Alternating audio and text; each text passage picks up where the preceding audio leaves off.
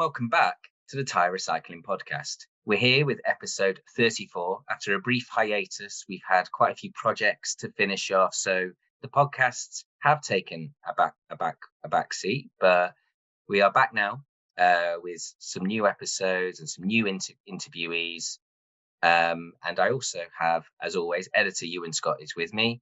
Ewan, how are you doing? And could you, give us a walkthrough of what today's podcast episode looks like?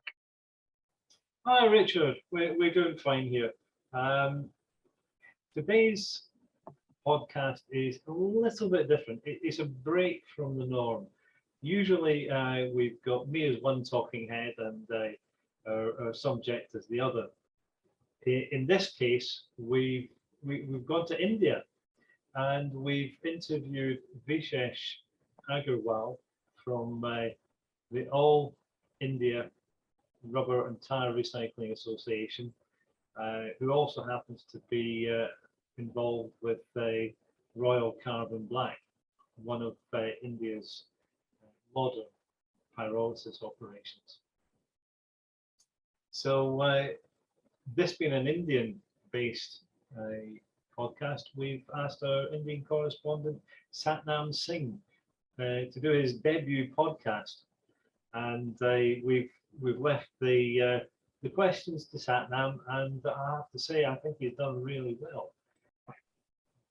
So let's see what Vishesh Agarwal has to tell Satnam Singh about tyre recycling in India. Absolutely. So let's get stuck into that interview right now.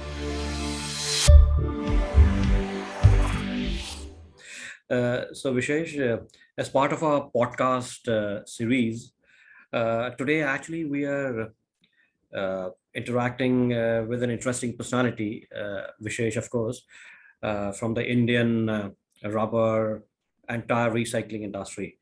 He's none other than the founder member of All India Rubber and Tyre Recyclers Association, which is AIRTRA. AIRTRA is a very strong 300-member body, comprises of tyre pyrolysis plants, crumb rubber, and rubber recyclers and machinery manufacturers. Let me introduce to Vishesh. He owns a tyre pyrolysis site in Mumbai, registered as Royal Carbon Black Private Limited. The site is regarded as India's largest tyre recycling facility. So let me begin with shed some light on your association with the AIRTRA and in which capacity you are actually working with. Is it your brainchild? So how AIRTRA came up was in this very office. It did not look like this. Okay. At that time, it was more like an auditorium feel. So once we had a meeting where we happened to call a lot of industry members. We said, let's have an industry member. Let's look at what everyone is doing. So we just happened to generally call them. And we gathered about 80 of them in this office. And then we said that, there's still a lot of demand and people want it to be a structured thing. And what we found out at that time, and that was back in 2012 or something, it was a very unorganized sector. Yeah. And that time, this idea of forming an association and people coming together and making it an organized industry came up front. So that's the reason for mainly forming this association. And that time, whoever were the big, renowned people at that point of time, they became the association members first. Now the association has about 15 or 16 state heads. And then they have, below them, they have, between 10 to 50 members each. So it's become quite sizable. Now we have Crumb adding in, we have Reclaim members adding in. So for rubber, it is the biggest association in the country. So that is what it aimed. The aim was to structure things and have a force behind it. I think we've gone and we managed to do quite a lot. towards that. Okay, but you have not actually share your capacity. What exactly is your association? Is it your brainchild or something like this? So I'm basically kind of looking at now the government interaction in the sense with BIS and with various committees, like with GST and with customs, to kind of reflect to them what these products are actually, and to help them make the standards. So that is the part of the coordination which I look after in the association as a whole. So because I've been there since the 2012, I know what are the laws, etc. So it kind of helps. Okay. So are you holding any office in the organization or association? Oh, I'm the vice president of in the yeah. So when it was actually in 2012, you people have actually getting into this idea of forming an association when it was registered. I think 4 years later, or something like. Yeah, maybe 4 years later. So that time, that's the time the industry was just budding. So we had one meeting, and then after a year or two, we had 2 meetings, and then the interest grew. So when the interest grew, we started organizing it, starting structuring the whole thing. So what happened was that even the government side of things didn't know who to speak to, what to speak to. And even, our members and who are current members, they also didn't know what to do, where to speak to. So it was kind of a mismatch of information which was happening. So to match both the things, provide a platform, that was the main task of the association, I guess. Okay. Is it like with AIRTRA coming into formation, that actually organized the industry in any way? Like it was very disorganized earlier. So what we do is we are basically promoting only, we have members only people who are organized. So we don't ask. Supposing someone's operating a facility without a consent, we don't take them as members in this thing. I don't know if they are actually there, but that is the kind of organizing. So if people want to be a part of a platform, they want that information sharing, they want stuff like that. So they need to come into the organized sector. So it is a platform which will enable being organized. So we can, if we educate someone about EPR, tomorrow, he will be willing to come into the organized limelight. Or the things, the recycling industry as a whole, whether it's plastic or newspaper or anything, it's a very cash-driven economy. So in a way, we want to even try and see if we can fix that, because you know how it is in every city, there will be about 20 almost 200 kind of scrap collectors. So these scrap collectors, how do you actually organize them? How do you bring them in GST? How do you bring them a part of the tax structure? So it's a lot of education which needs to be done for them to realize the benefits of it. So someone doing that actually does not realize what EPR means. So we have to educate at that level. So that's how we want to take it forward and make it help in organizing rather not organize. Is it like in any way the standard operating system is also the adoption of SOP in these industries? Is it the AIRTRA in any way like instrumental in the adoption or enforcing the SOP to make these organizations cleaner? So when the SOPs are made, in the first place, the SOPs was made some time ago, and it is being updated as we speak. New SOPs are coming out because these SOPs, I don't know, I think they were made in 15 or 16, and then now in the last 5 years, a lot has been changed. So your SOPs accordingly has to be upgraded, and that is in the process, and CPCB is making these new SOPs. So on the implementation side, we kind of guide the industry. So let's say there's a machine supplier. So there are 3 plants which are using that equipment, 3 are not using that equipment. So we can say that, okay, fine. If you use these equipment, this is how you'll comply with the SOP, and this is how you'll save either it'll add to your safety factor, or will increase your yield, or it'll save you labor, or save some energy, add to the reduce the carbon footprint. So these kind of things are what we are looking to achieve. Okay, like coming on to this, is the domestic pyrolysis industry is dependent on the import of tires, or all are like now sourcing domestically? When it is these days, it's very difficult to actually import tires into India, waste tires and all that. I see tires are not tires. Tires have to be classified further. And I keep telling that at every ministry level that please talk about as truck tire, please talk about as car tire, as cycle tire. And that is the first classification. Then you have to further classify it, that the truck tire has to be classified into 3 segments, that there's tread rubber, there's the side portion, there's an inside portion. Similarly with car tires. Then the question is radial, non-radial. So the application of all these things are quite varied.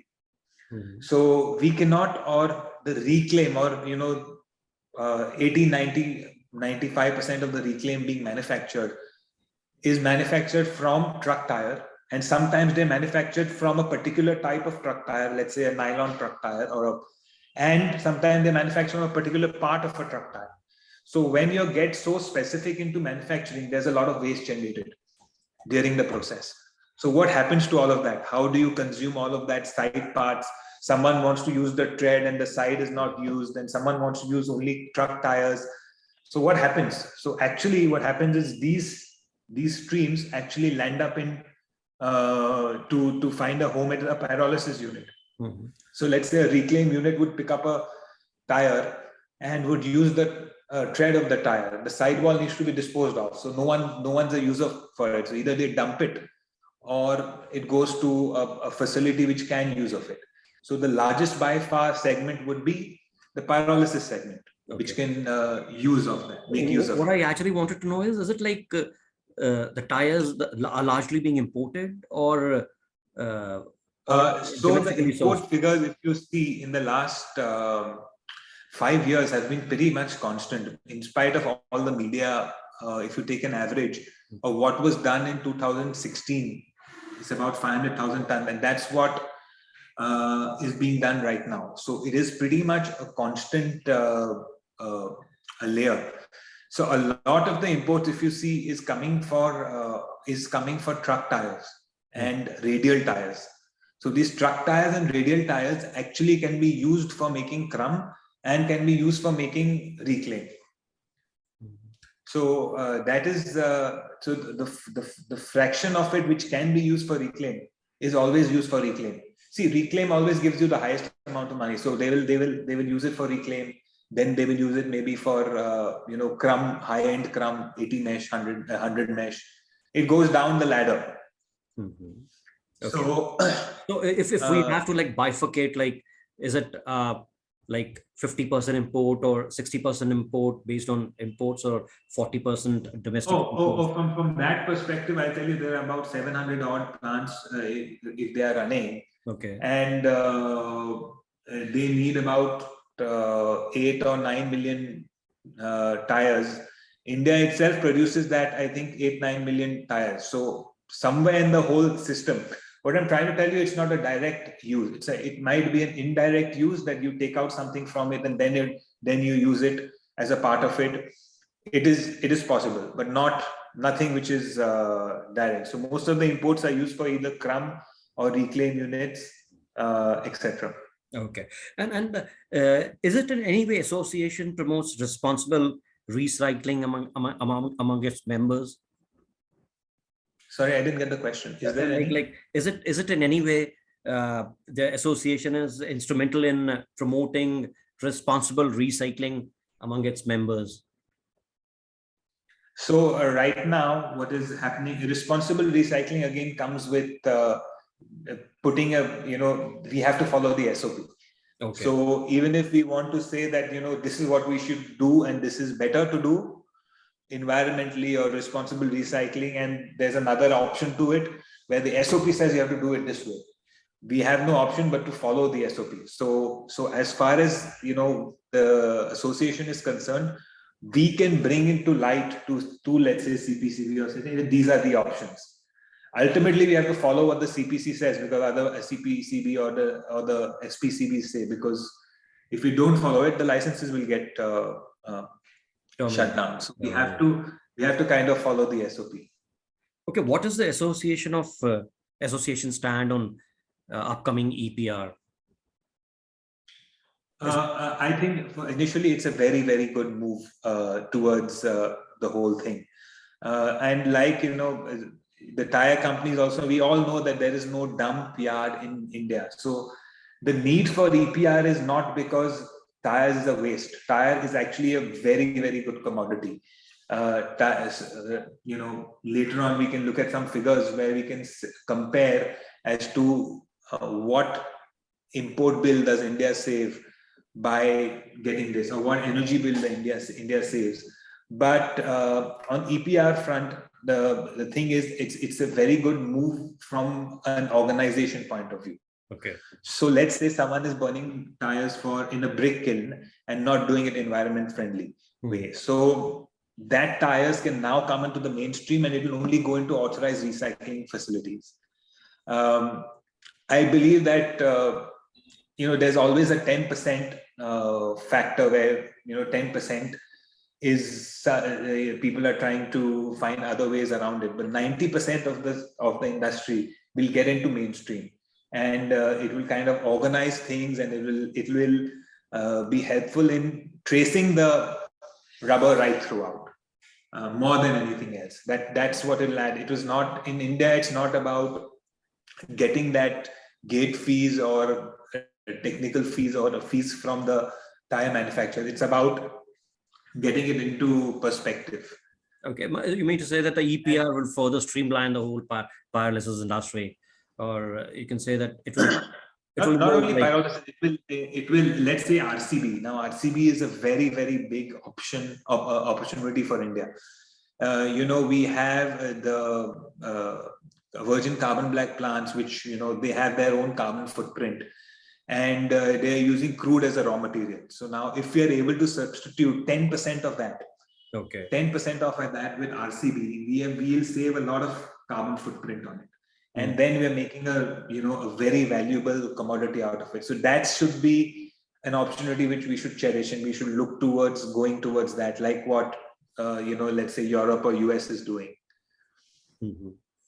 Okay, and okay, coming on to your business, you're also running a pyrolysis plant. What challenges are there for the pyrolysis industry, considering the introduction of EPR? Like, you just put yourself in their EPR in force. The challenges for pyrolysis, I think it's better for the pyrolysis industry because things will get more structured. Because along with the EPR, what has also happened is that the GST norms are getting structured. Everyone knows what GST number, how much should be the GST. The import-export norms are getting structured, so you will be able to export product out of the country. You can import products. So all of it's EPR plus. So the challenges with the it is kind of a benefit which happens to the entire industry along with the pyrolysis industry. The benefits are lesser for the pyrolysis industry. It is more for reclaim RCBs. So those benefits are classified as it's defined in the policy.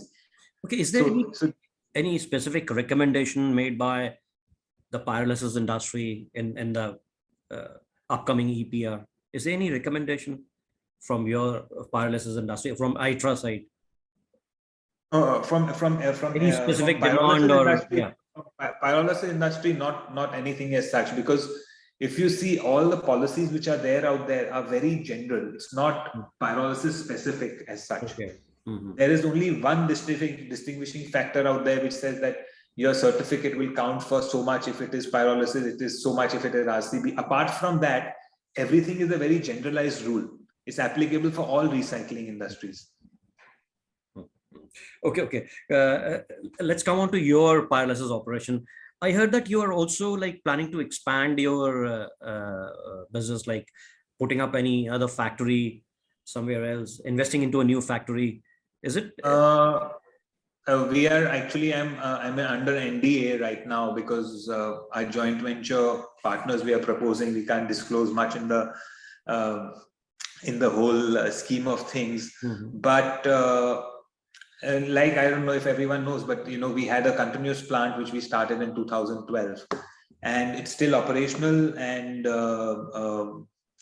it's time for the next venture. So maybe it's not pyrolysis, it is something else, but and I'm not limiting my views to or location to India, because I feel it's a global industry, and everything which happens globally.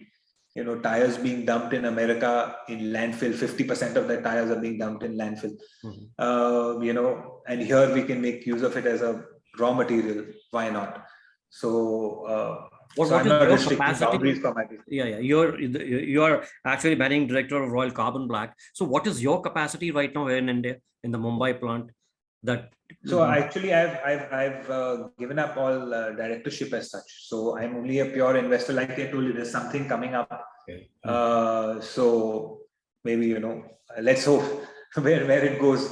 Let's see where it takes us. What is the capacity of the Royal Carbon Black? Like how much tire they consume per day? We have 6 continuous pyrolysis reactors. It's the same reactors which are running at Reoil, Poland. Okay. And it's bought from the same guys. In fact, I saw the plant in Germany before I got the plant here, and we set it up. It was going to be set up in Dubai earlier, and then we got the approval from the BIHA. Everything was done, and then there was a tire dump yard which was there, which got we got outbid, and someone from Saudi Arabia outbid us on that. So that's why this plant got shifted and put here. Otherwise, it was going to be put. The capacity of the plant is about 30,000 tires per day, something like this. It is rated at about 30,000 tons per year. Okay. But we never get that much tires. So the problem in the industry is that we don't have enough tires available. And to get better technology, to get everything, we need to have enough raw material.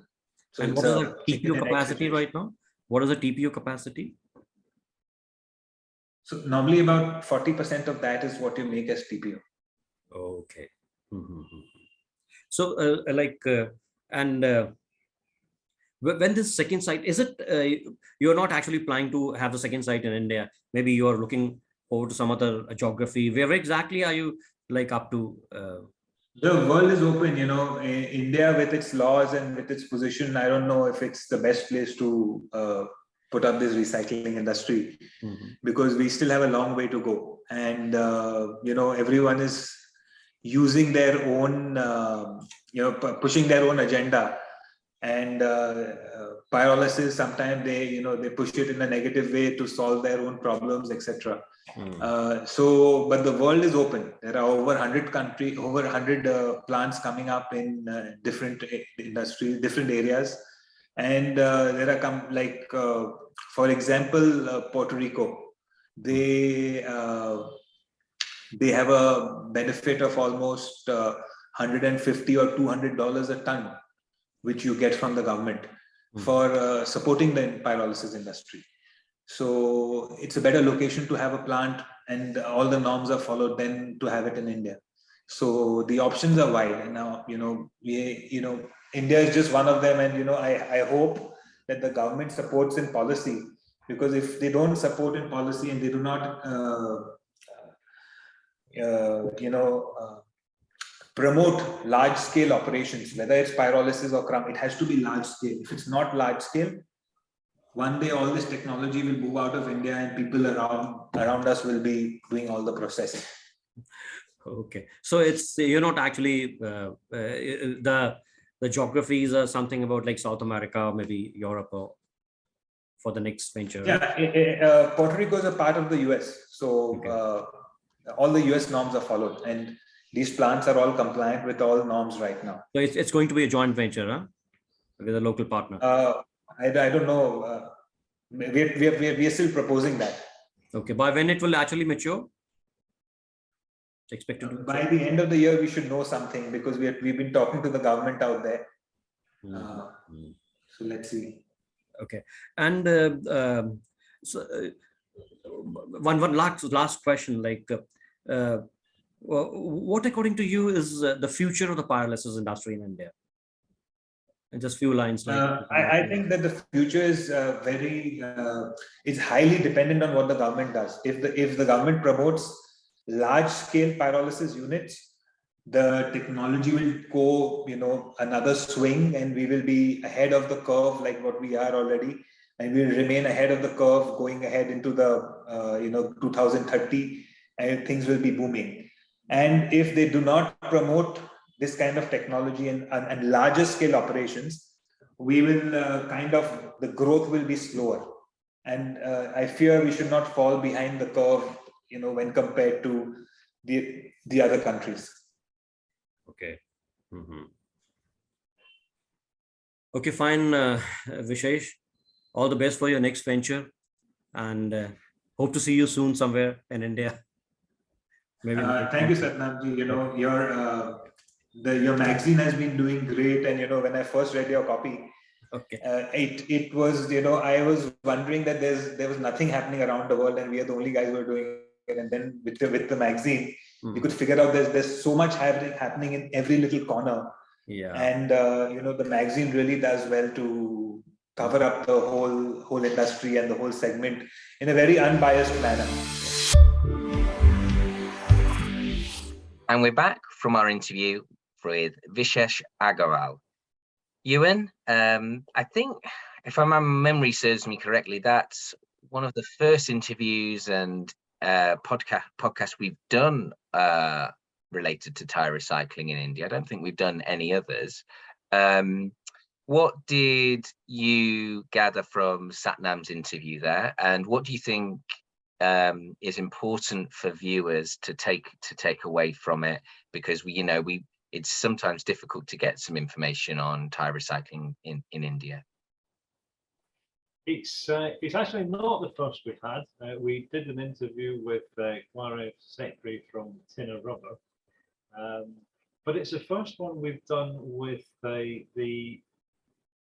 Indian tyre recyclers as a group, and it was interesting to get some background to the All India Rubber and Tyre Recycling Association, why it was formed, how it was formed, and how it's performing, and what it sees as its task of improving standards and building up the reputation of the tyre recycling sector in India.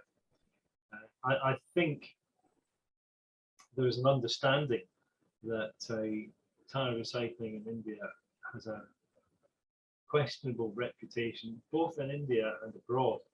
And these key players have come together to try and remedy that by promoting best practices and supporting the government in enforcing standard operating practices across the industry.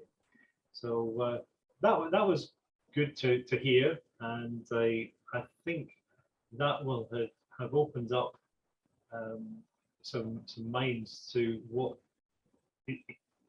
India could potentially be. We have people in the UK who and in the States who ask questions about what happens to tyres when you go to India, and of course what they see horror stories of dodgy cement kilns and pyrolysis plants with smoke billowing out of them and oil pouring all over the ground. That is not the image that the association wants to promote, needs to promote. And if this interview helps build a better image of the Indian recycling sector, that's all to be good. The other interesting thing that came out of this was a little bit about Royal Carbon Black. Vishesh was a little reluctant to talk about his own business, but he did he did give a little bit of an insight into the pyrolysis project, and it was interesting to hear that they were looking at developing a plant in Puerto Rico. And he stressed that if they went ahead with this plant in Puerto Rico, it would meet the highest of American standards. And that in itself would send a message that here was an Indian company involved in pyrolysis meeting the highest standards possible, which would give weight to the idea that these guys actually do know what they're doing. No, absolutely. I've got to congratulate Satnam on conducting his first podcast for us. I thought it was very good. No, I'd agree. I think it was very good. They are they're difficult to record these interviews, especially when we're not used to doing them.